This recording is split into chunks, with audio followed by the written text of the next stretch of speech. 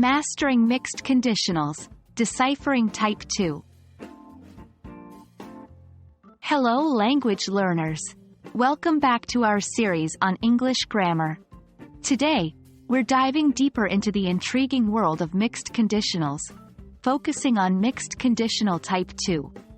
This type combines the second conditional's unreal, or improbable, situation in the if clause, with the third conditional's past unreal consequence in the main clause.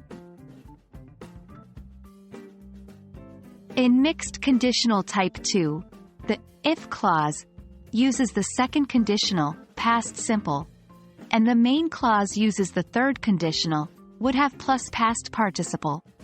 This structure allows us to talk about an unreal or improbable situation in the present or future and its unreal consequence in the past.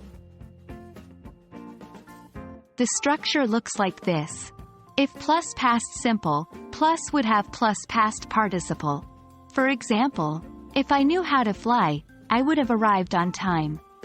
In this sentence, the speaker is imagining an unreal or improbable situation in the present or future, knowing how to fly, and connecting it with an unreal past result, arriving on time. To better understand this, let's examine a few more examples. 1. If I were you, I would have accepted that job offer. 2. If I had a car, I wouldn't have missed the concert. 3. If she loved outdoor activities, she would have enjoyed the hiking trip. In all these examples, you'll see that the if clause is in the present or future, unreal, while the main clause is in the past, also unreal. Now it's your turn to practice. Try to fill in the blanks with the correct form of the verb. 1. If I underscore be taller, I underscore have joined the basketball team in high school. 2. If he underscore not be so shy, he underscore have asked her out for prom. 3.